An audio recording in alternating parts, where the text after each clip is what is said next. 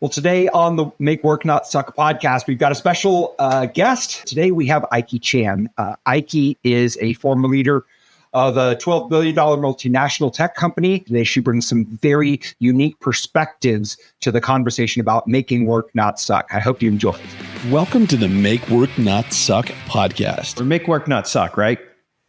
So then in working in a multi-billion multinational company, you know, you always hear about climbing the corporate ladder. And most people would say, well, it doesn't matter. You climb the ladder, work just sucks, but you climb the ladder anyway. So, I mean, I would say like, you know, coming in with these engineering degrees, you're female in tech, big multinational company, like what work sucked and how did you make it not suck? Let's go with that in a large organization. Yep, Good question. I like that. Work never sucked for me. Because I make a decision. Whatever I do it with my whole heart. And I'll entertain myself. If the work is meaningless, that's part of work. If I don't like it, I find myself a different job, get myself a different position. So I never have that mentality. Work never suck. It's like how we leverage work. Because when you're like at the bottom of the organization, a giant company, it's hard for people know their work and connect to the bigger outcome. No one explained to you. There's like, you're kind of in the dark. My career changed beginning of 2011 when I raised my hand to learn about something called Agile. I learned about the system. I turned around and trained people. So I had to learn it really quick. And I have a really deep understanding of how to align work with the right people to produce great products, delighted customers, and happy employees. What are some of the problems that you see consistently as you go around working with other companies? I find that people don't think about, let's say, requirements. People fail to get the right people to have conversation to really understand what the requirement is. Again, it's from an idea to written word, like documents, requirements, and then how to break it down into bite size and feed it into the right people with the right capability and do that consistently so that you have a throughput, so you have a system that periodically you have value spitting out of that machine, and also systems thinking, which means you look at the overall system. It's not, you can optimize like local, but it may hurt the global. So all that concept, I find that people don't understand it. We've all worked in large organizations. And I mean, Daniel, you've worked in multi-billion organization, multinational. Mm-hmm. What's a time where you couldn't help an employee because of the machine? Mm-hmm. The same question for Iky as well. What was a time when you were in a position that you could not control and work sucked? I'll give you one of my favorite examples. I was working for a multi-billion dollar, Fortune 100 company, and we were trying to recruit young, hungry, smart professionals to come in and fix problems. We were kind of an internal consulting group. And there were more problems in this organization than we had people to go fix. And so there's a lot of pressure to, we've got to go find these people. I was like, okay. And so for a season, I helped with recruiting. And we prided ourselves as a large company on our ability to beat down the vendors and get them to pay us as little as possible for the work that they or services they provided. And I remember the day it dawned on me that we needed more people, and we were negotiating like, I don't know, a couple $1,000s here and there for these young people. We're bringing them in, they're maybe making $50,000 a year back then. And we're haggling with our vendor over $3,000, but not hiring that person is costing us millions. And so would you rather pay an extra $5,000 to get the right person that can save you millions? Or do you want to squeeze the vendor as hard as you can and get every last penny out and then still have millions of dollars of inefficiency around the organization? And I think that was the first time for me the light bulb went on, because I was pretty early in my career and I was just like, wait a minute, that's really dumb. Like, it sounds like a good idea to save money, but when you zoom out and you're like, okay, this kid makes $50,000. If I pay him 53, like, do I care? No, because he's going to make 100 times that in the next 60 days. Like, it's just not, it makes zero sense once you zoom out. Yeah, that sounds like somebody else was incentivized to cut cost, while somebody else is incentivized to increase efficiency, and a disconnect from reality. Iky, you got a situation like that? I'll give you one example. A extremely dysfunctional team I led back in 2011, when I was still, learning how to apply what I learned, the agile ways of working on lean and all that. And I was brought in by my management and positioned it as a career advancement. So brought me into this group. They didn't tell me it was the worst team out of 33 teams. I think I learned they had never delivered on time for about a year, So I'm like, this is interesting. I always deliver my entire life. How can 5 people never deliver for a year? This is extremely interesting. What is going on? So I just, watch what they do, look at how they do. And because I saw everything, like I see everything that is invisible. Now, here's one thing. I worked with engineers for many years, many of them. When engineers do not deliver, leaders, please do not assume they're slacking off. Actually, when they don't deliver, here's the kicker. They work even harder. Okay. And then they get demoralized because they want to complete something, but the system won't allow them. So once I know that these 5 people are highly capable, they are very smart, the system failed them. I fixed the system. Once I fixed the system, they started to deliver what they promised. Every 2 weeks, it took me 6 weeks to turn around this team. Let's frame it a different way. There are people in this situation today, right? Yeah. Sure. If you are giving to yourself advice today, to yourself in that position, like, what would you tell yourself? Because there's somebody listening that's in that exact same problem today. So what would you tell them to do that you would do differently if you could go back?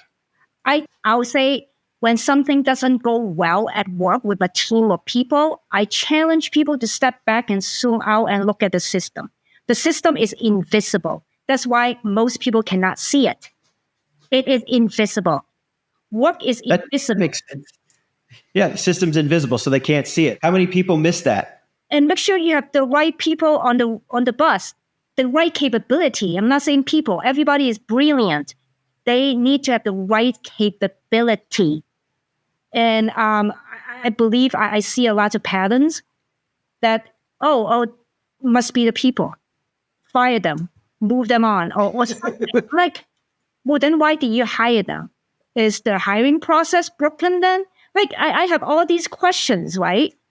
It's a situation. And also, when you have people working together, we are human, especially in engineering, a lot of stake. We are challenged. Engineers are challenged to do something they have never done before. Even if they're coding, using the same coding language, the database may change, right? Or the way they code may change. So it's never the same. This is not manufacturing. Once you understand the beauty of variability and leverage it, that's where you can materialize an idea into awesome product. I find that often that people don't think about the variables in a process, and they look at things too like singular. Yes.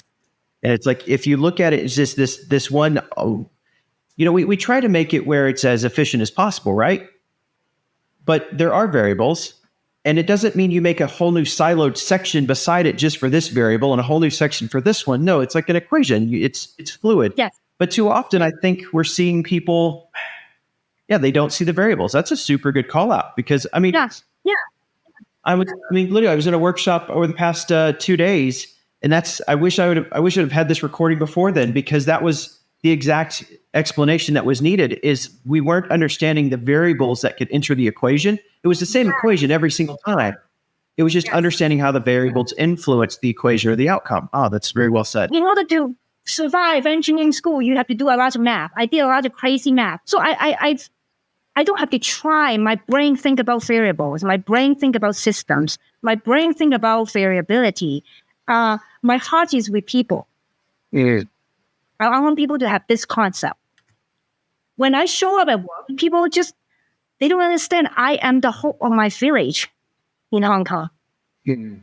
I'm a living hope, just like everyone else at work. They are someone's daughter, son, husband, wife, friends, like you name it. We are treasured. We are not just an employee ID. We have our own story. We have our reason to earn a living. So I want all the leaders and managers and look at your people differently.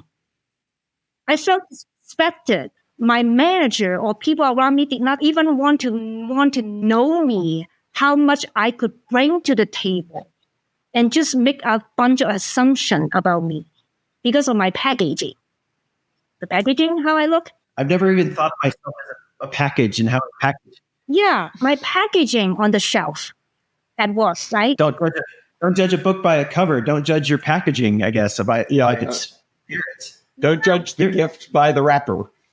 Yeah. There you go. Well, there's so many things that you said in there. I think it's like let's a lot of managers or executives that are struggling with this, and going back to the invisible system. What's our inclination? Our inclination is to point our finger at a person because that is the visible thing as opposed to the invisible, the system. And then to the other point that you said in there, you've got to think about, like you just said, you were the hope of your village. As an employer, I'm thinking about hitting the numbers, right? Like I got shareholders, I got customers, and I just need bodies to do work. But you have to remember that companies are made up of people. People are what make a company run, and everybody and every employee, even if you are the executive, you may not be the owner, but you're an executive leader. You're still an employee of that company that probably has a family you're trying to support.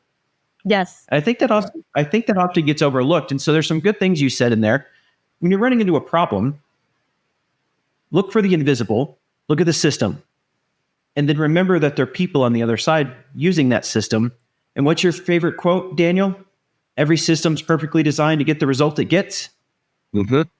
It's the one thing I remember from industrial and systems engineering degree. There we go. There it is. Edward Deming. What's interesting, Iky, as I'm listening to you, is I had a conversation earlier today with a client of mine and just started working with them in the last week or two. And I'm doing some basically customer interviews, just asking them how it's going, what's going well, what's not going well. And I love your idea of the invisible system. And I'll share from my experience, and I want to hear your reaction to this. I think every organization on the planet has their own unique invisible system. Yep. And that system sometimes evolves, sometimes it doesn't evolve, and rarely does it evolve at the right speed. And so with this client that I was working with, she was expressing some frustrations, and I said, okay, well, who gets to define whether that was done? Like, what does done mean? And who gets to define whether or not done is really done, or if it still needs another level of approval? And she just kind of looked at me. She's like, I don't know. And I was like, oh, see, that's the invisible system, or just maybe a glimpse of the invisible system within that organization. Yes. Of, okay, who really has decision authority, who's accountable, who's responsible. If Daniel says, go do this, should I go do that? Or do we have to wait until Ryan says, go do it before I'm going to get in trouble? Because if I listen to Daniel, but Ryan disagrees, like that kind of, and I love the way you phrased it, invisible system. I think creates so much frustration for so many people because we can't see it.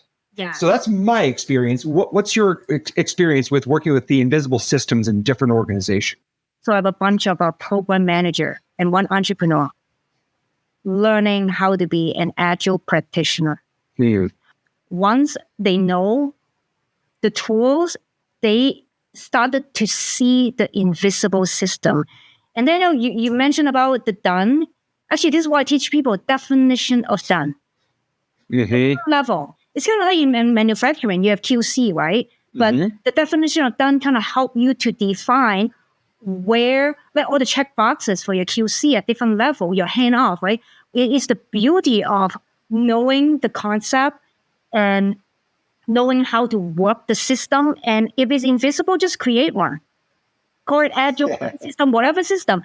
Like human way of working is more human friendly and set people up for success. That's why I'm so passionate.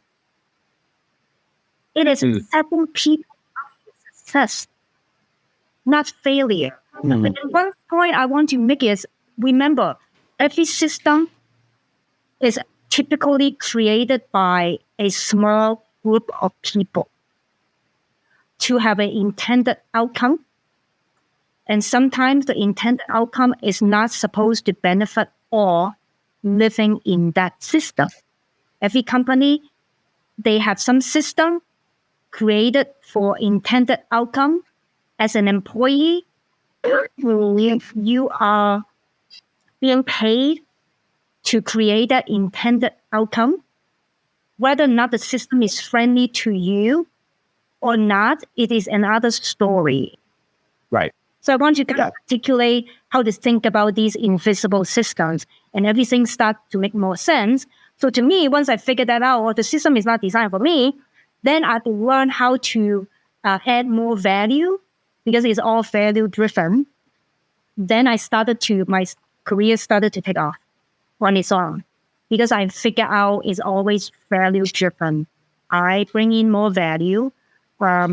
People notice with the outcome and they reward me with a career success. I think that's really important is that so many people, I think, and I know I'm guilty of this as well, we're so self-focused. Like, why didn't my boss promote me? I'm awesome. And it's very easy, I think, to become very focused on ourselves and our career and our advancement and our paycheck.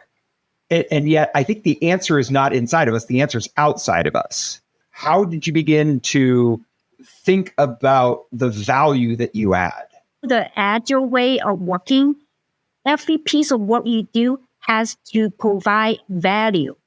Whatever company creates, it has to have value. The company is a system. You feed something in, you better, spit out value. Otherwise, no one will buy whatever you create. And then I have a good mentor early on in my career. He always tell me, why are you on the payroll? If you're not clear, don't come to work. Always add value. What can I bring to the table when I show up at work? So I started to volunteer my time to do all kind of work, like my boss's work, my boss's boss, my colleagues, and always be of service. Because people are overwhelmed, overworked, they never have enough time.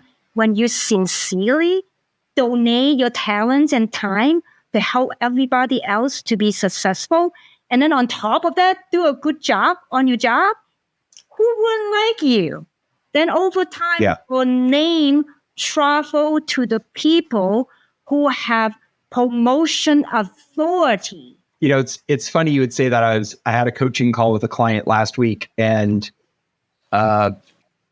he says he's got a lot of younger employees, so probably 25 and younger, and they keep coming and asking him for promotion. It's like, I think I should make $25 an hour now. And he's like, well, you understand that if I pay you $25 an hour, I need you to make like $35 an hour worth of value.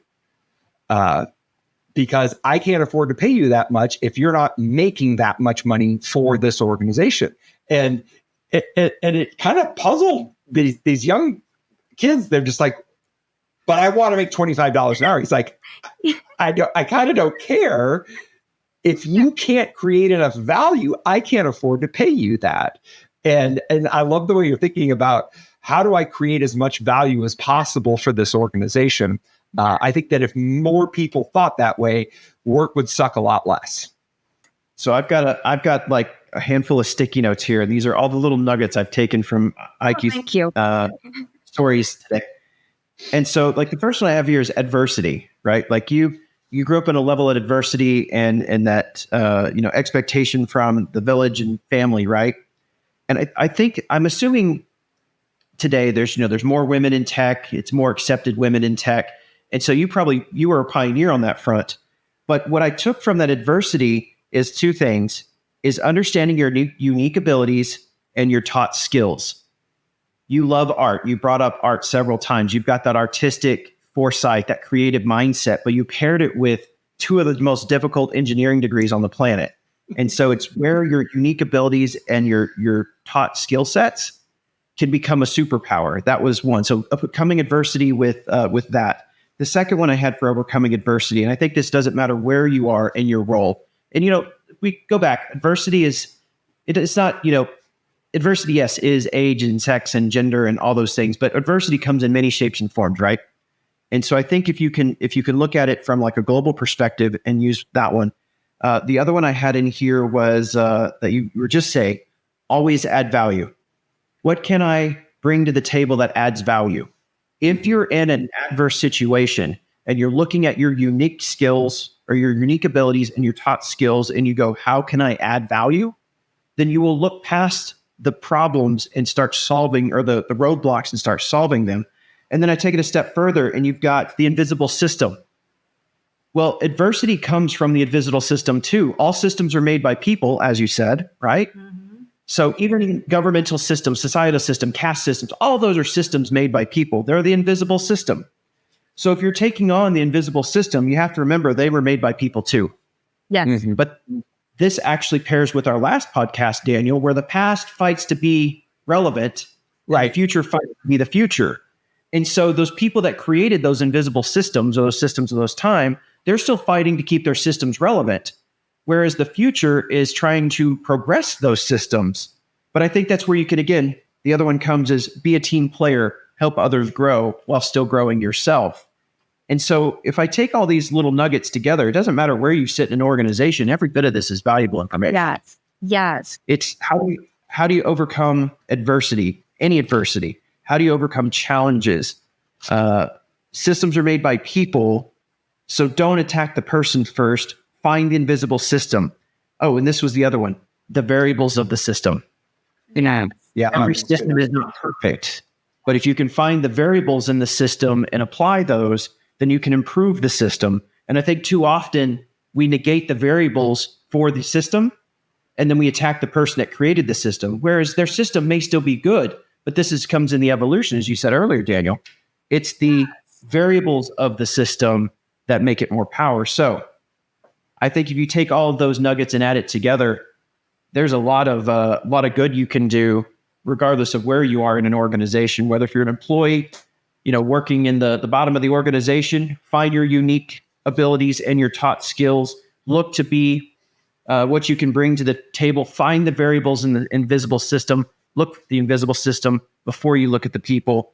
And if you figure out what you can bring to the table with your boss, and you are a team player and help others while you're growing your own career, you might actually make work not suck, which sounds like that's a summation of your life story, Iky.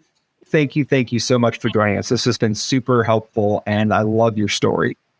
Thank you. Well, let's give the audience something. Where can they find you, and what do you do today that can add value for them? Yeah, find me on my website, ikychan.com, ikychan.com. I'm semi-active on LinkedIn. You can find me there.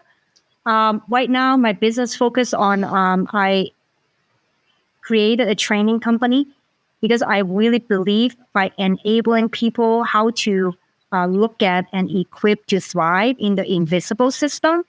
That's my best gift for them. I focus on mindset coaching. I'm a certified brain-based coach. So I use combined quantum physics with neuroscience and my magic to help people to materialize their invisible goal dreams into a beautiful life. All right. So that's ikychan.com. And Iky is also a member of the Odyssey Executive Council. So if you are an Odyssey member, you'll be seeing her in person in all of our events and throughout the monthly meetings. And with that, until next time. Thank you. Make work not suck. Our podcast that talks about exactly that. Our process, vision, journey, culture, and results. We present real-world business solutions that make the difference.